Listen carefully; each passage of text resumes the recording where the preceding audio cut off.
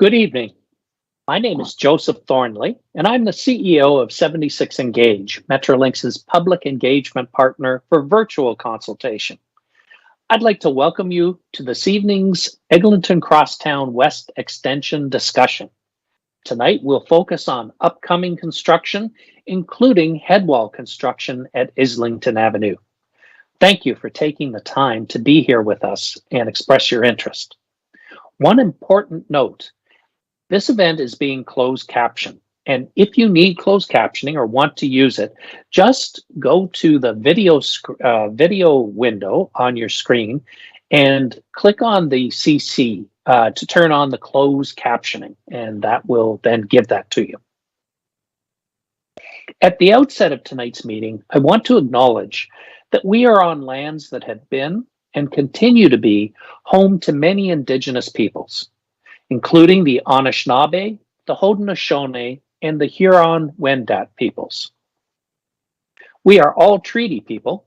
Many of us have come here as settlers, as immigrants, or involuntarily as part of the transatlantic slave trade in this generation or generations past. We acknowledge the historic and continued impacts of colonization and the need to work towards meaningful reconciliation with the original caretakers of this land. We also acknowledge that Metrolinx operates on territories and lands covered by many treaties that affirm and value the rights of Indigenous communities, nations, and peoples. We understand the importance of working towards reconciliation with the original caretakers of this land. At Metrolinx, we will conduct business in a manner that is built on a foundation of trust, respect, and collaboration. Also at the outset, I just want to take a minute to remind everybody that safety is fundamental to everything that Metrolinx does. And as this group of people who are participating tonight is no doubt well aware, construction for the ECWE has expanded over the spring and summer of 2022, which means that trucks, machinery, and equipment are now operating in many areas along the Eglinton Avenue West Corridor. So please stay alert in these construction zones and obey all construction signage in the area. Cross only at designated crosswalks. So we have scheduled this evening's session to last an hour and a half. We'll begin with a presentation from the Eglinton Crosstown West Extension team, and then we will take as many questions as possible. As I said earlier, we'll be focusing on the advanced tunneling construction updates. Representatives from Metrolinx and their constructors, West End Connectors Construction, are here to present information and answer your questions. Following the presentation, we'll open the session to your questions. We'll start with the written questions that were submitted in advance and during the actual presentation. So there's a question section below the video if you want to go there. And if you hear something during the presentation that you'd like clarification on, you can add a question to that. And we'll start with those afterwards. We also have a Zoom room for those people who would like to ask their questions verbally. You can click during the presentation or anytime on the yellow Join Zoom button that appears on your page, and you will be taken into the Zoom room. After the written questions, Gurjeet Kaur from Metrolinx will be acting as moderator in the Zoom room. And for those people who want to ask a question in the Zoom room, she'll let you know when she can turn on your mic and you'll have an opportunity to ask that question. A reminder, this event is closed caption. So if you need closed captioning, click on the CC on the video window and that will turn it on. You can also find the presentation just below the video window. So if you'd like to download the presentation so that you can refer to it later, you can click on that as well. So I'd now like to introduce our panel of experts for this evening. From Metrolinx, we have Nasir Qureshi, the Senior Project Manager for the ECWE project. With him is David Panici, the project sponsor, and Aman Gill, the Manager of Community Relations for ECWE. From West End Connectors, we have Fernando Triana, the project director, Hayat Mohammed, the traffic manager, Yuri Andrade, construction manager, and Stephanie Chow, communications and public engagement lead. Over to you, Aman. Hi, good evening, everyone. I'm Aman Gill, and as Joseph just said, I'm the manager of community engagement on the Eglinton Crosstown West Extension project. With me, I have today Nasser and David, my Metrolinx colleagues. I just wanted to take a quick moment to welcome you and thank you for attending today. This is just but one of the ways that we engage the community on this project. We're also out in the community during pop-ups and community events and meetings. And we're happy to come out to your community. So if there's an opportunity that you think we should explore, we're happy to come out there. We're also available via Eglinton West at Metrolinx.com. So please reach out to us. We really appreciate your feedback and your comments. And with that, I'll hand it over to Fernando.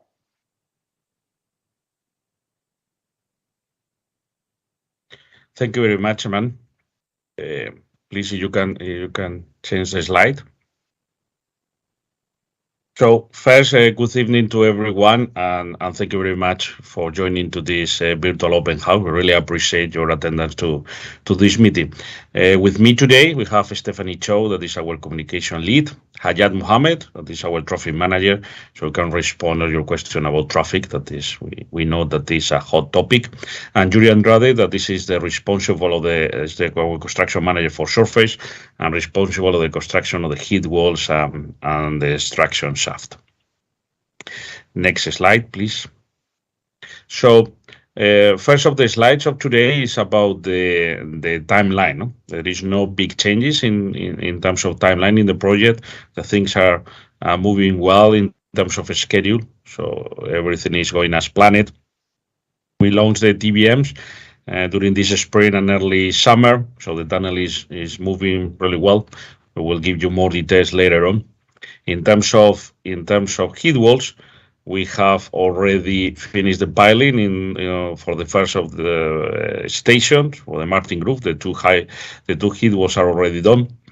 We are working now in Kipling.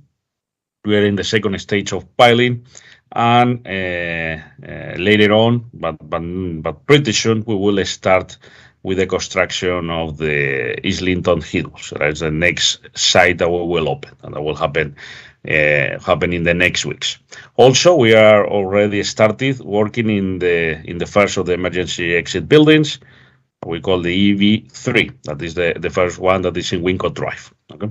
Also, you can see us working in the area of Scarlett, in the realignment of Eglinton Avenue, and also as part of the measure to accelerate and recover some minor delays, we have already started with the construction of the north wall of the extraction shaft. Okay, so you will see that we are working now north of the Eglinton Avenue in the area of Scarlett. Next slide, please. I'm going to give you an update about construction. And here we have a nice picture of the launch shaft area. That is where the 90% of our activity is concentrated. So we are operating our TBMs from this site. So all the material that we need to bring to the tunnel to construct the tunnel is lowered to this point and is transported to the tunnel from this site. Okay. Also, all the material that we are extracting from the tunnel during the excavation is extracted through a conveyor belt system and extracted to this point. Okay, so not any other activity of pure tunnel is happening in other place that is not this launch shaft that is located in Renford and Eglinton. That is important to show that this is the beauty of this TBM technology that really concentrates in one point the vast majority of the activity, reducing the impacts to the community. Next slide, please.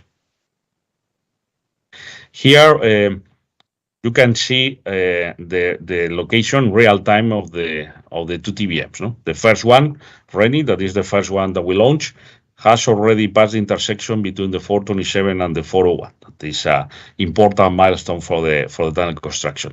The second of the TBM is already located. I have already passed the first ramps of that intersection and is finishing the last ones. Okay, and as you can see, is following Rennie and even catching up with Rennie. Is reducing the distance between both TBM.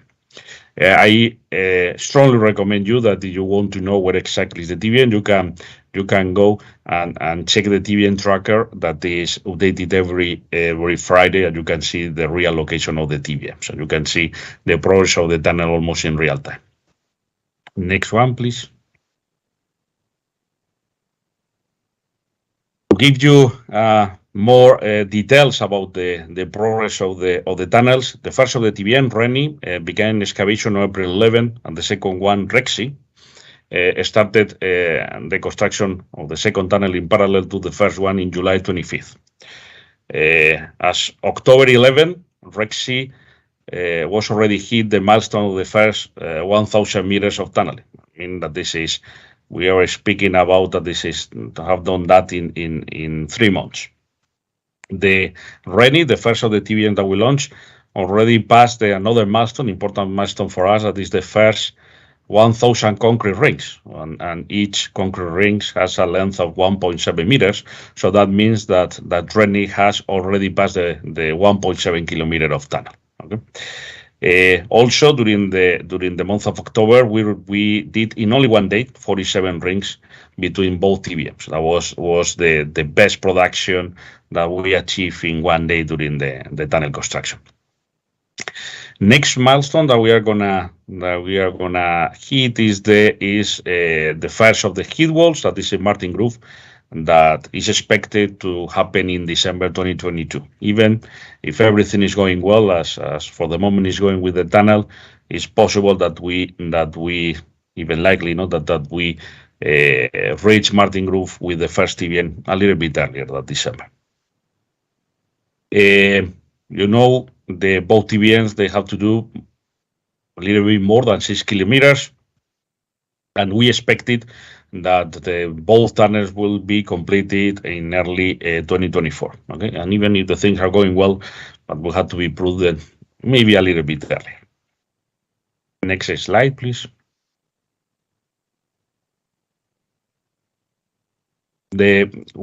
What to expect during tunneling? That this is a question that is very typical, that we receive. First is reiterate that the excavation of the tunnels is happening from Monday to Friday in 24-hour basis. Okay, so we're working 24/5. Okay, we are doing some maintenance in Saturday mornings, but not excavating. Okay, so there is no tunnel excavation during the weekends. It's expected the launch-off area will be an active construction site until project completion in 2025, even considering that the TBMs are going to finish or expected to be finished in early 2024. It's possible that the resident and business in the area can expect some here or hear some noise during construction. A disruption should be minimal. Okay, important point to make here is that we are not going to do more activity that we are already doing. So not more disturbance that we are doing at this point. Okay, so the activity is not going to be more than actually is or currently is happening. Additional construction trucks will be presented in the area during this work. Okay, so that is we are removing all the material from this site. So we have traffic of trucks that are totally located or concentrated in the area of the launch shaft. You can see these trucks, vehicles entering and exiting sites. The sound is similar to the TTC buses or sanitary trucks that are frequent in the area. Okay, so that is a direct consequence of the extraction of material of the TBMs. Next slide. These next slides are related to the heat wall construction, and to present these slides, we have brought Yuri Andrade, that is our construction manager for all the surface works, for the construction of the heat wall, the extraction shaft in Scarlet. So I'm going to hand over to Yuri, who is going to be the person to present the next slides.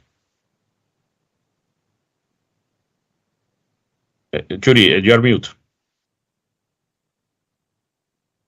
Thanks, Fernando. Good evening, everyone. If you can go back the first slide, please.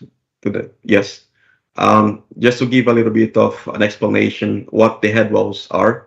Uh, they're these underground support walls that are located at the east and west limits of the station. So pretty much these are shorting structures that you have to build before the TBM machines go past the limits of the station.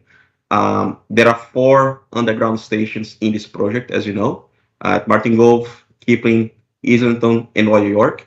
And as you can see on the picture on the screen, each of these stations require 2 head walls to be installed. As Fernando mentioned at the beginning, we have completed the installation of these head walls for the Martin Grove station, and we're now moving ahead to work, already working at the station at Kipling, and starting very soon to work at the station at Islington. In addition to the head walls for the 4 stations, there will be head walls that are going to be executed for 2 emergency buildings, which we call, like we saw at the beginning, EB buildings. These are the EB2 and the EB3. EB3 is the one that is currently under construction right now, which is right at the intersection of Eglinton and Winscott Drive.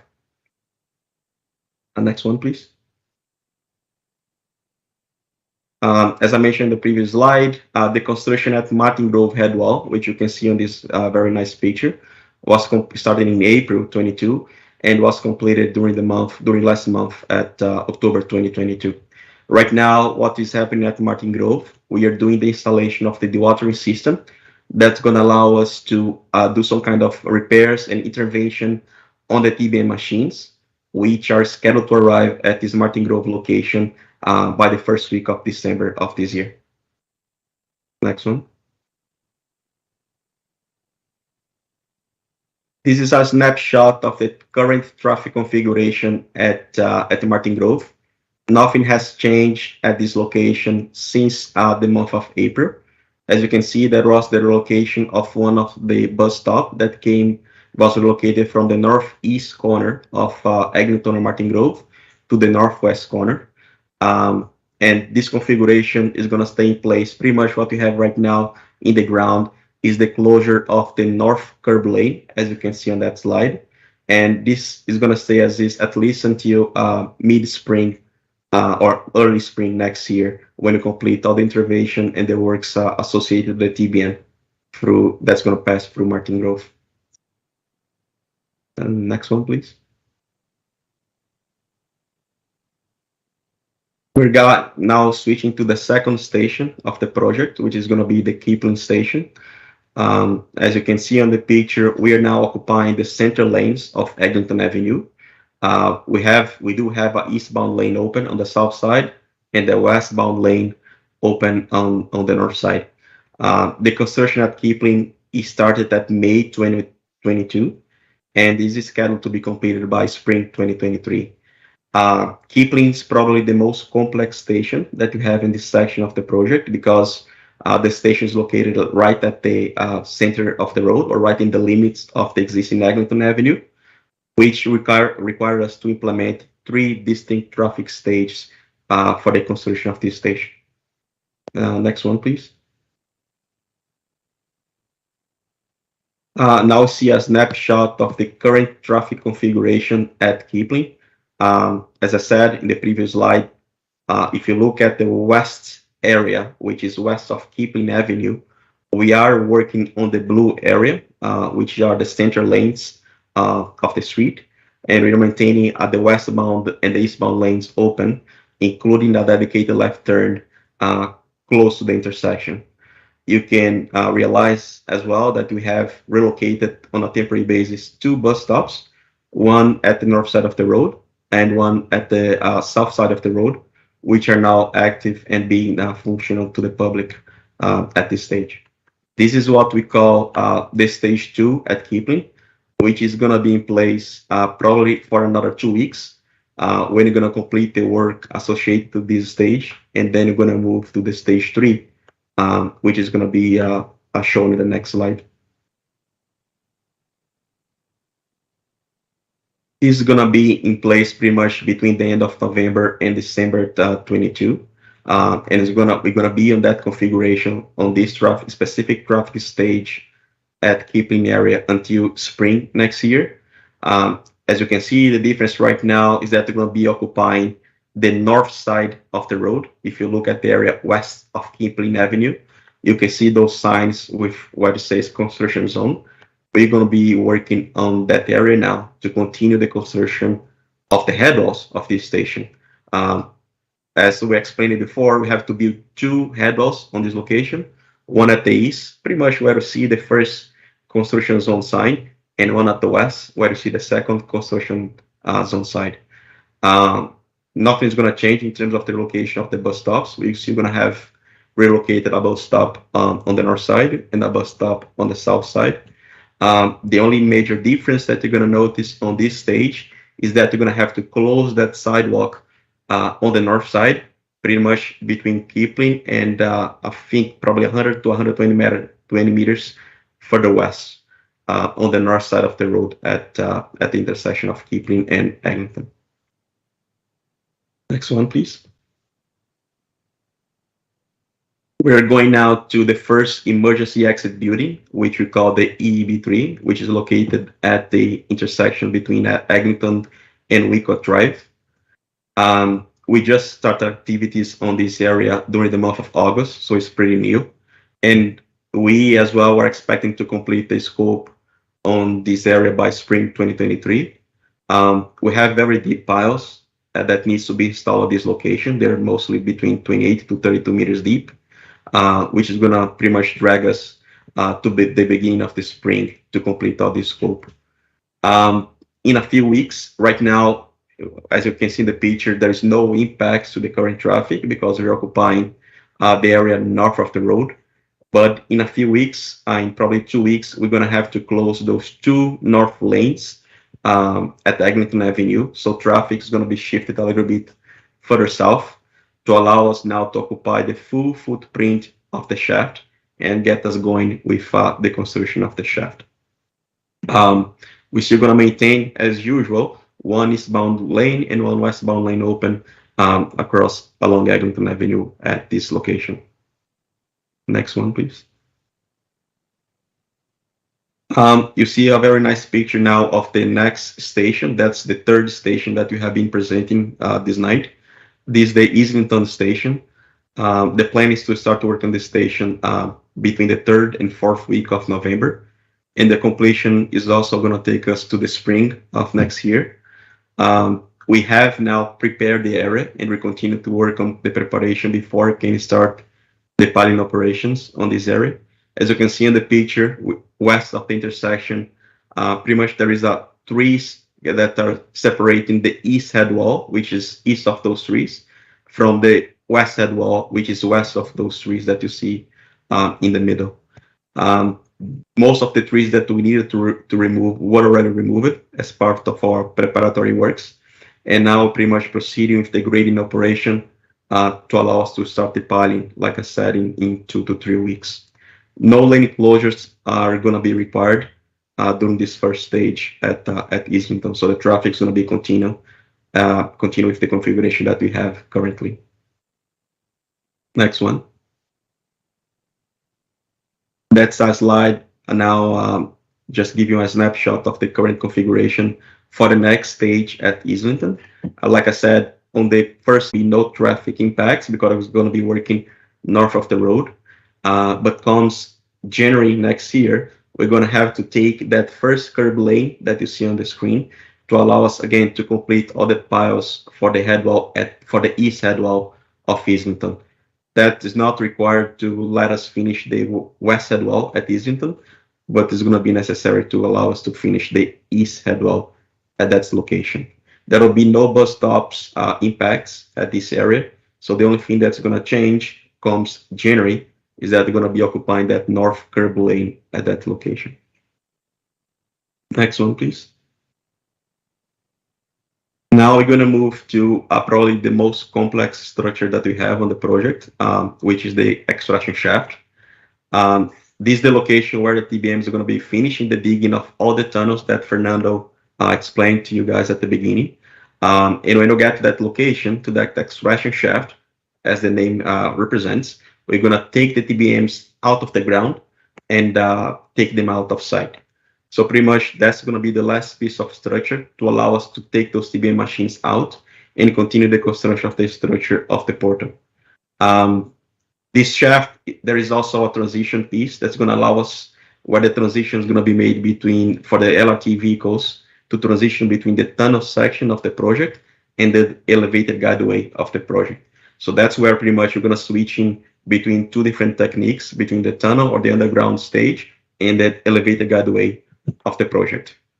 Like Fernando said at the beginning as well, we're expecting the portal to be completed by, and the TBMs to be removed by 2024. We're going to be pretty much getting those two machines out of the ground and continue the construction of the shaft structure itself until probably the year of 2025. Next one, please. That's a very good picture that shows the action that you have on the area right now.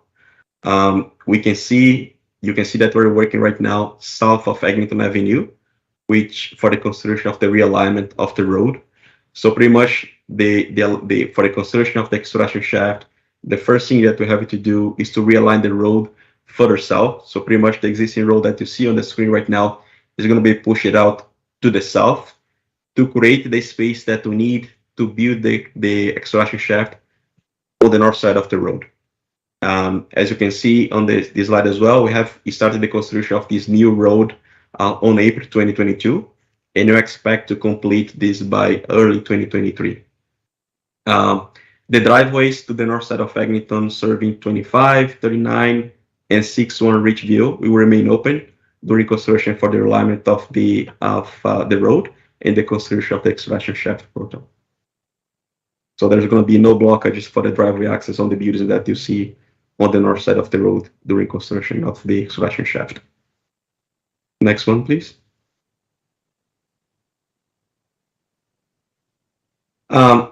Here's again a snapshot of the traffic configuration that you have at the extraction shaft. As most of you are aware, we have relocated that bus stop to west of the existing pedestrian bridge on the north side of the road. In the same way, you have relocated the bus stop on the south side as well to the location, almost in the same location where the bus stop on the north side is right now. We are, as I said and we saw in the picture, occupying the south side of the road right now, where our construction zone is, to allow us to proceed with the relocation of the road and the realignment of the road at Eglinton. We have also implemented this temporary multi-use path that you can see in blue line, where people and bicycles can still run along the sidewalks on the south side all the way to the other side of Scarlett, or to the intersection of Scarlett and Eglinton. One recent change that we have implemented on this area was to occupy the north side of the road. You can see that there are now two construction zones on the area between Scarlett and Eglinton. One is on the south side, as I said, for the realignment of the road, and one is on the north side of the road to allow us to start the piling operation for the construction of the shaft itself. This was implemented in the last few weeks, so now pretty much we're working in parallel at the south and at the north side of the road, while still maintaining one eastbound lane and one westbound lane open throughout the intersection. Next one, please. We're going to have another change on this traffic configuration by December or January next year, when we're going to be now opening to the public the permanent multi-use path, which you can see in the dark blue line. So now the public is going to be able to access the permanent multi-use path on the south side of the road, and it's going to allow us to adjust our work zone a little bit on the south side further north and close that temporary multi-use path that we had close to the existing live traffic. So pretty much public is going to go back now to walk on the south side, and we're going to extend our work zone on the south a little bit further north. That's going to be the only change that's going to happen during this stage, and that's going to allow us to complete the completion of the road realignment and some of the new sewer work installation, storm sewer installation that you have to complete on that area. Next one, please. That's a slide explaining what to expect during construction work. As Fernando mentioned at the beginning, residents can expect some noise from construction equipment, drills, and excavation trucks. As you saw in the presentation, most of the scope that you have to do for the construction of the head walls includes the installation of piling into the ground. So that might generate some noise during the drilling and taking the material out of the soil to create or to construct that piles for each head walls. You're gonna expect, like we saw pretty much in all the traffic plans for each station, some lane reductions. We try to minimize a lot the reduction that we do on the traffic, but because of the physical space that we need and the footprint of the stations, we need to occupy those areas to allow us to complete the installation of the head walls that goes on those specific locations. We are very concerned about mitigation measures, so we are trying to do our best to reduce dust, including using water sprays and dust suppressants to mitigate the amount of dust that we generate as part of our scope. And we are working as quickly as possible to minimize the impact to all the neighborhoods and residents at the Eglinton Avenue area. As you know, if you have any concerns, we do have our 24/7 hotline that you can call and let us know of any concern or issue that you might have with the work that we're doing on the project. Next one, please. This slide, we're going to just explain a little bit what kind of monitoring devices we have in the project.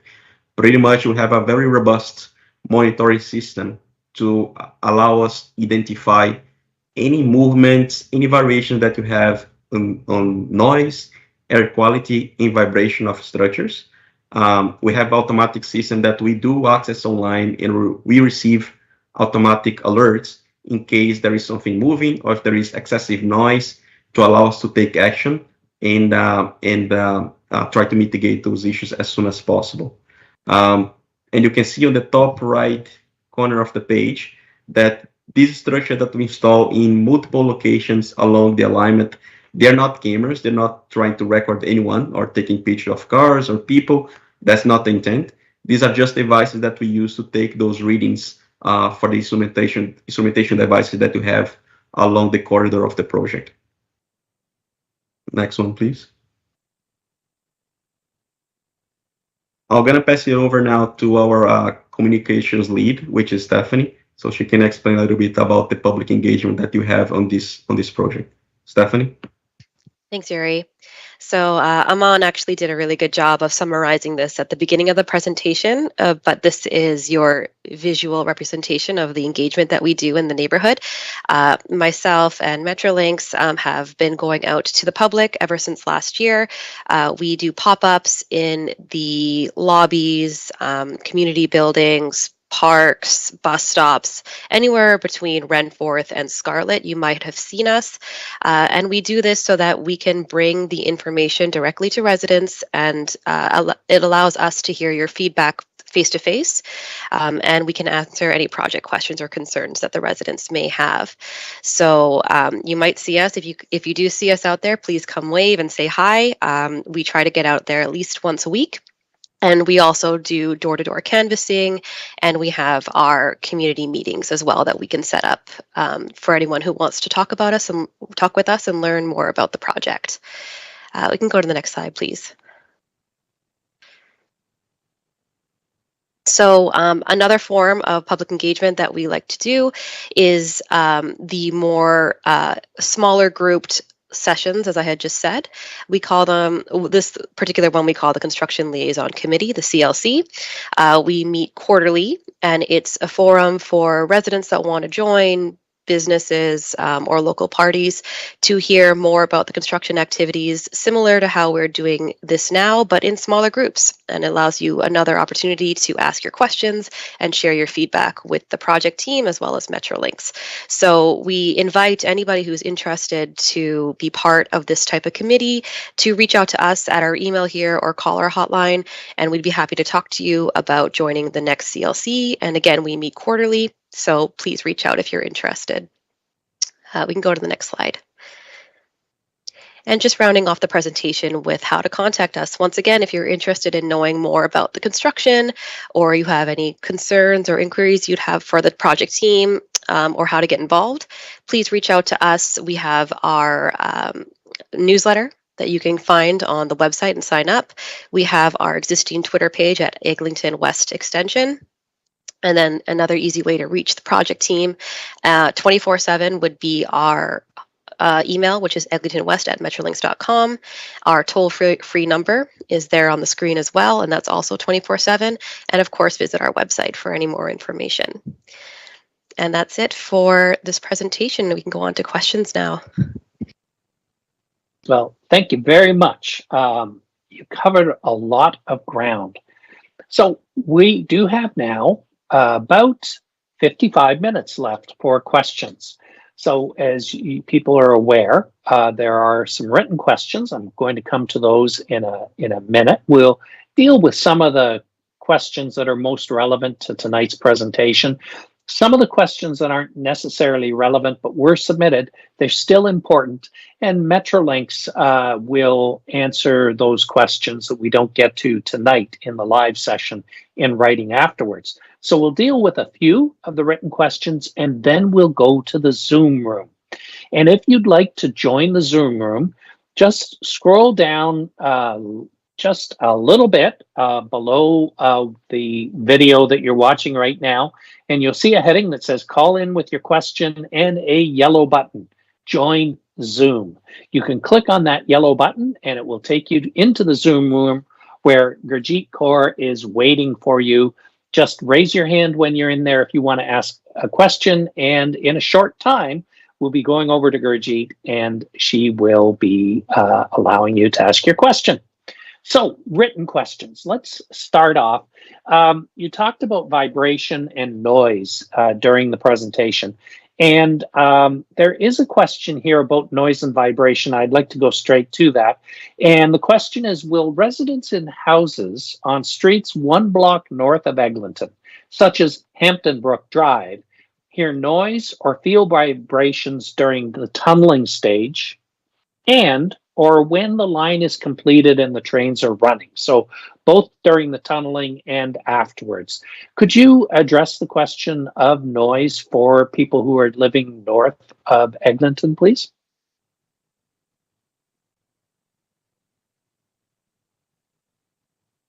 I think I can respond. I can respond the part of tunneling, the part of during the construction phase. I was involved in 6 or 7 tunnels with TBMs. Only one of the tunnels we have an issue about vibration. It was because we were using trains, to bring the material to the TBMs, to bring the rings, and that we used to construct the tunnel. And was basically the noise was because of these steel wheels that the trains have hitting the joints of the rails, of the tracks of where the train is going.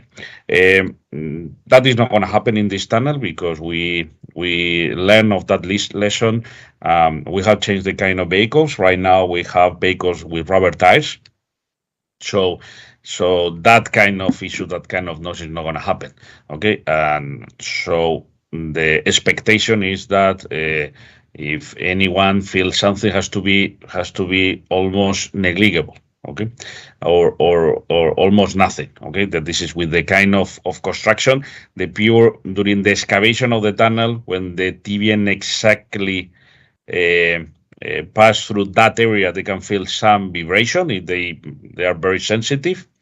But don't forget that the TBMs are moving pretty fast, are moving in matter of meters per day. Okay, so that will be something that they can feel for 1 or 2 days, but not for the vehicles that we're using in the tunnel because we have eliminated that issue. Okay. Anyone want to add? Yes. I'll add a bit on the operations side and when the project will be in service. So I think from a project rail systems perspective, we use the best technology in light rail vehicles and both rail systems operations. There's an entire toolkit that we use to design the project and ensure that the engineering standards are of the highest quality. So noise and vibration from electrified service, which this will be, it's primarily caused by when the wheels meet the railway's tracks themselves. And there's a toolkit of mitigation measures that we use through the design and engineering process to ensure that noise and vibration is limited to almost effectively to the limit of below the limit of perception. And some of those things are continuously welded rails that eliminate joints between the railway tracks. Resiliently supported rail ties, and there's plastic pads between the rail and the track bed that absorb the noise and vibration. And then high-grade rail fasteners and rail dampers that compress track parts to really absorb the brunt of the vibration that's expected. So in and around the area that's in question, I think that's approximately near Islington and Eglinton. The tunnels and sort of the light rail vehicles will be running approximately 15 meters underground in this location, encased in concrete tunnels. And we'll be looking to, as the project continues to go through design and engineering on the stations and railway systems part of the project, we'll continually look at the noise and vibration assessments to ensure that if early results indicate that some of the mitigation measures are required, we will absolutely implement those as part of the project. So we will keep the community updated as the design progresses, but we are committed to using the right combination of tools and mitigation measures to ensure the community's concerns around noise and vibration are addressed. Thank you for that, David. Thank you, Fernando. That was a lot of information, and thank you for sharing that. When you were going through the presentation and showing us the construction, of course, we are dealing with streets that are busy, intersections that are busy. And there's a question that was submitted about adding a secondary entrance for underground stations. And the questioner indicated that, asked, is there a reason that there isn't a secondary entrance for all of the underground stations on the opposite corner of the intersection? These intersections are wide with 2 to 3 lanes of traffic in each direction. Forcing passengers to cross these busy and wide streets to reach the single station entrance drastically increases the chance that pedestrians could get injured. Can we please add a small secondary entrance on the opposite corner from the main entrances? I wonder if you could answer that, please. Yeah, thanks, Joseph. I'll answer that one again. So we did a lot of engagement throughout 2022 and earlier in the spring and early summer on sharing with the community early design concept plans for the underground station locations. So Royal York, Islington, Kipling, and Martin Grove. The question sort of alludes to the single entrance options that were showed through those sharing of the plans, and really based on the anticipated ridership and analysis for that was conducted on the project through the initial business case work. We are currently planning for one entrance at each of the underground station locations. With that being said, I think our highest priority for the project is to ensure strong connections for all transit users, pedestrians, and cyclists. Which means safety and accessibility are really at the center of our design thinking and overall process at Metrolinx. We're working very closely with our project partners at the City of Toronto and TTC to evaluate a series of intersection improvements and upgrades at each of the station locations that can be delivered by the project. And this will really facilitate more seamless connections and safer connections and interchanges between bus and subway, and also enhancing, overall safety for all road users, and with highest priority to pedestrians and cyclists who are oftentimes the more vulnerable road users. A lot of this work and design thinking aligns with the City of Toronto's Vision Zero program and their overall policy mandate to deliver that program across the city. So we'll look to future engagements on stations throughout 2023, where information will be presented to the community, specifically on sort of intersection improvements and the site plans surrounding the underground station locations. Okay, well, thank you. And because you've talked about intersection improvements, and just before we leave this, there's another thoughtful question about whether it's possible to have pedestrian refuge islands in the intersections. Pedestrian refuge islands are raised median islands that provide a location for pedestrians to safely wait for a gap in the traffic so they can finish crossing the road. This makes it easier for pedestrians by allowing them to cross in 2 stages. The islands could have bag buttons to allow people to get the signal changed, or even radar detection. So is that something that is being considered or could be considered as part of the intersection improvements? Yeah, thank you, Joseph, for the feedback and the thoughtful question. I think that there are a series of mitigation measures and sort of opportunities through the intersection improvement work that we are doing with the City of Toronto and TTC. So we will bring those concepts and these ideas of pedestrian refuge islands and I think multi-stage pedestrian crossings to that forum, and we'll look to bring some feedback and further consideration back to the community when we report back on the station's updates next year. Okay, thank you. A reminder to people who are watching this in your browser, if you would like to actually ask your question verbally, you can click on the yellow Join Zoom button, and that will take you over to where Gurjeet Kaur is waiting for you, and you'll be able to ask your question, turn on your microphone and ask your question. The stations, I just want to stay there again for 1 second, because there is a question about transit-oriented development, a topic that has been on a lot of in discussion this year. And the question is, are the stations that you showed us being designed to allow for high-density transit-oriented development to be constructed over top of them? I wonder if you could address that question about transit-oriented development. Yeah, thanks, Joseph. Really love all the engagement and the thought-provoking questions on the stations part of the project.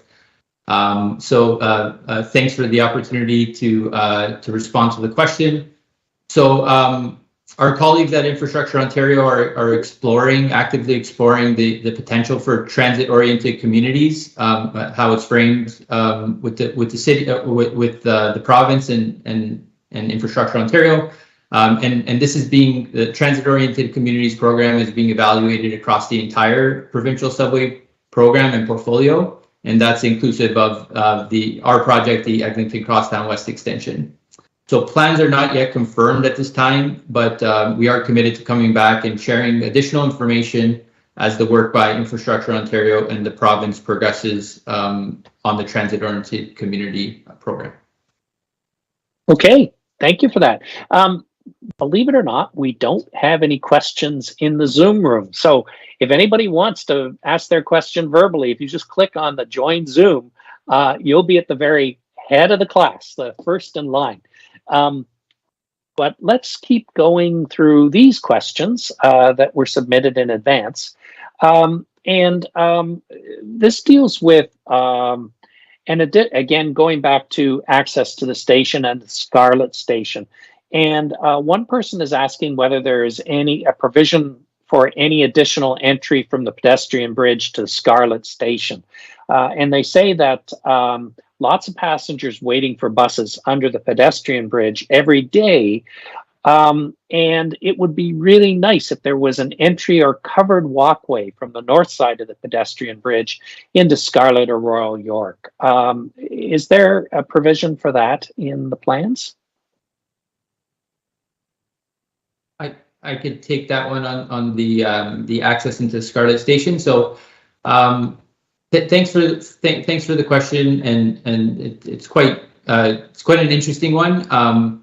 I think in terms of proximity of the pedestrian bridge relative to the neighboring stations, Scarlett Station is in and around, I think, 300 meters distance from the existing pedestrian bridge.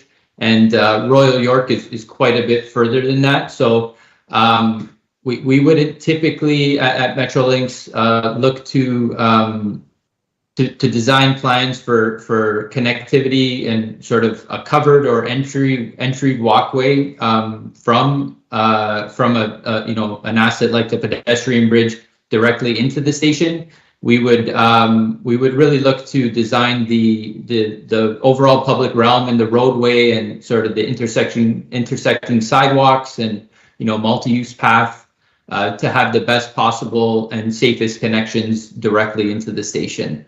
So I don't think we're contemplating entry or covered walkways into the station from the pedestrian bridge at this time, but we are definitely, similar to the first question, looking to provide the best possible connectivity into the station in the safest possible way. Okay. I want to talk to you about, there's a question here about rainwater, bioswales and gardens along Eglinton and next to entrance buildings. And the questioner points out that rainwater falls on the roads, sidewalks, and cycling paths. It falls on the entrance buildings and entries, and the rain has to go somewhere, hopefully not into flooding streams downstream. And the questioner says the bioswales are channels designed to concentrate and convey stormwater runoff while removing debris and pollution. They can also be beneficial in recharging groundwater. They're typically vegetated, mulched, xeriscaped. They consist of swale drainage course with gently sloping sides. And have you looked at this, and is there any provision for that within the plans for these stations or the surroundings of them?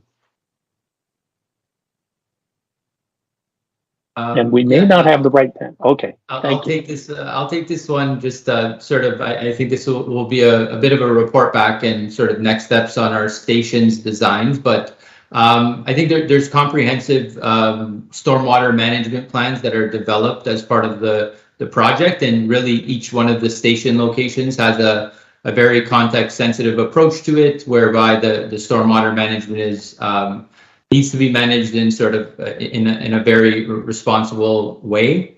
So as part of the overall station design and planning exercise, various different environmental and landscape design features are implemented in and around each station location. So while current designs don't really have bioswales or gardens designed as part of the station planning, but I think we can take this back and report back to the community on our findings and our approach connected to our stormwater management plans at each of the station locations. I think I will say the initial public realm elements surrounding the stations are still under a preliminary design stage, so there's quite a lot of opportunity for input and feedback into that process as we consult the community into the next year. So that's a really good good opportunity, and looking forward to ongoing engagement and feedback specifically on the station design and public realm elements and sort of landscape elements surrounding the station areas. Okay, thank you for that, David.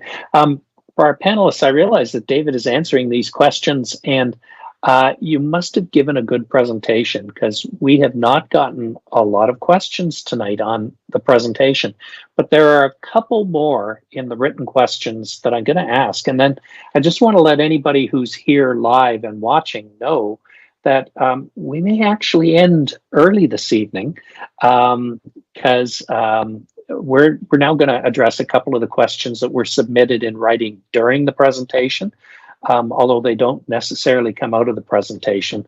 But again, if you want to ask questions about tonight's presentation, the Join Zoom button is there, and we'd encourage it. And if there are written questions we don't answer tonight because they may not necessarily be on point or they've been answered previously, Metrolinx always answers these in writing afterwards. So that's one of the advantages of asking a written question. You can come back and see the answers later on.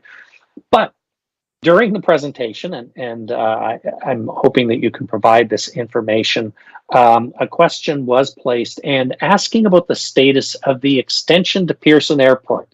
And is there anything new on the status or anything current on the status of the extension to Pearson that you might be able to tell us? Thanks, Joseph. This is quite a question that we receive effectively at every virtual engagement and all of our engagements on the project. I think there's unfortunately no update on the project and the connection between Renforth to Pearson at this time, but I think the province remains committed to delivering the extension and furthering the planning and design work on the extension to the airport. So stay tuned on next steps when we have that ready for the community. Okay. Well, I want to thank the panel. And as I said, a couple of the questions that weren't on topic will be answered in writing, as they always are, and with references to other answers if they're there.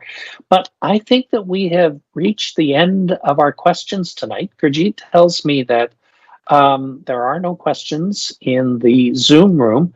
So going once, going twice, and I'm not seeing any notes about any last minute hands up. So I want to thank the panel very much. I want to thank everybody who came out.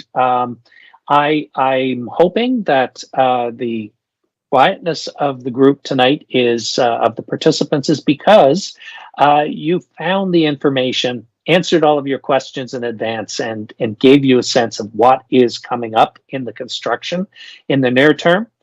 Thank you to the panelists for giving of your time this evening. Thank you to everyone.